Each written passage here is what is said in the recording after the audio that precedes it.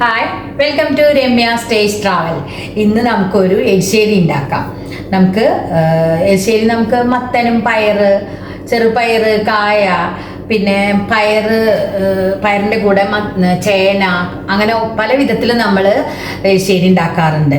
അപ്പോൾ മത്തനും പയറും ചെറുപയറാണെങ്കിലും ഇപ്പോൾ പരിപ്പാണെങ്കിലും ഒക്കെ വേവിച്ച് വെക്കണം. അപ്പോൾ നമ്മൾ ഈ മത്തനും പയറും പരിപ്പും ഒന്നും ഉപയോഗിക്കാതെ കഷ്ണങ്ങൾ മാത്രം ഇട്ടിട്ടുള്ള ഒരു എരിശ്ശേരി നമുക്ക് ഉണ്ടാക്കാം. അപ്പോൾ അതിന് എന്തൊക്കെ കഷ്ണങ്ങളാണ് എടുക്കണത് നമുക്ക് നോക്കാം. നമുക്കൊരു കുക്കറിലേക്ക് ഒരു ചെറിയൊരു കഷ്ണം ചേന എടുത്തിട്ടുണ്ട്. ഞാൻ ചേന മുറിച്ചത് ഇട്ട് കൊടുക്കുന്നുണ്ട്.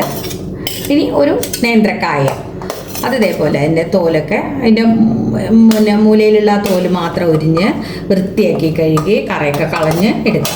ഇനി ചെറിയൊരു കഷ്ണം മത്തനും എടുക്കുന്നുണ്ട്.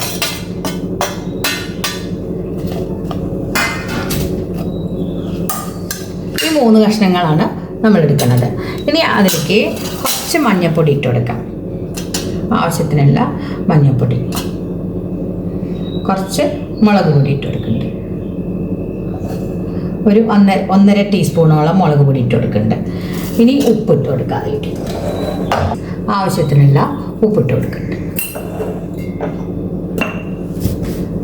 ഇനി നമ്മൾ പാകത്തിനുള്ള വെള്ളം ഒഴിച്ചിട്ട് ഒന്ന് വേവിച്ചെടുക്കും. പാകത്തിനുള്ള വെള്ളം ഒഴിച്ച് നന്നായിട്ട് മിക്സ് ചെയ്ത് അടച്ച് വെച്ച് വേവിച്ചെടുക്കാം.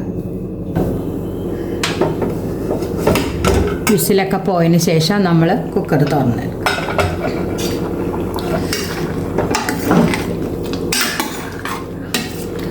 കഷ്ണങ്ങളെല്ലാം വെന്തിട്ടുണ്ട്. ഇനി അതിലേക്ക് നമ്മൾ അരപ്പ് ചേർത്ത് കൊടുക്കുകയാണ്. നാളികേരാണത്. ഇതിലേക്ക് 2 ചെറിയ ഉള്ളി, 2 മണി കുരുമുളക്, ഒരു 1/2 ടീസ്പൂണ് ചെറിയ ജീരകം, ഒരല്ലി വെളുത്തുള്ളിയും കൂടി ചേർത്ത് അരച്ചെടുത്തതാണത്. നമുക്ക് ഇതിലേക്ക് ഒഴിച്ചു കൊടുക്കാം. നന്നായി മിക്സ് ചെയ്തെടുക്കാം.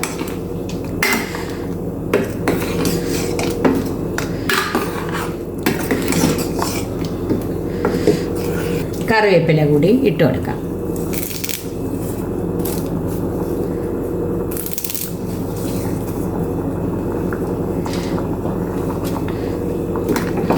ഈ ചാറൊന്ന് ഒന്ന് വറ്റിച്ചെടുക്കാം. ഇത്ര ചാറ് വേണമെന്നുണ്ടെങ്കിൽ ഒന്ന് നമുക്ക് ഫ്ലെയിം ഓഫാക്കി വറുത്തിടാം. ഇത് ഞാനൊന്ന് വറ്റിച്ചെടുക്കാൻ. ഇത് നമുക്കിതൊന്ന് വറുത്തിടാം. വെളിച്ചെണ്ണയിൽ കുറച്ച് കടുക് ഇട്ട് കൊടുക്കുന്നുണ്ട്, കുറച്ചൊരു ഉലുവ ഇട്ട് കൊടുക്കുന്നുണ്ട്, അതുപോലെ ഒരു പിടി നാളികേരം. അത് നന്നായിട്ട് വറുത്തെടുക്കാം.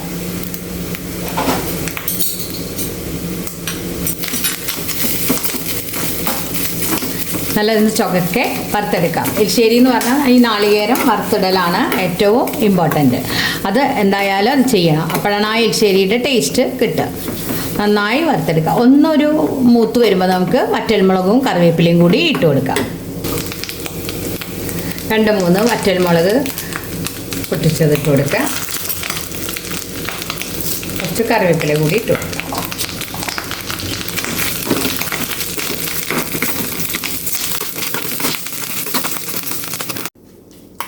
നമുക്ക് കറിയിലേക്ക് ഒഴിച്ചു.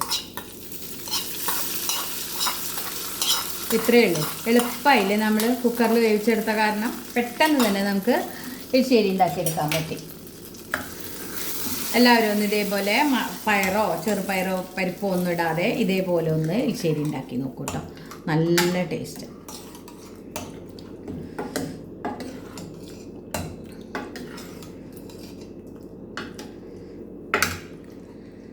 വേണ്ട,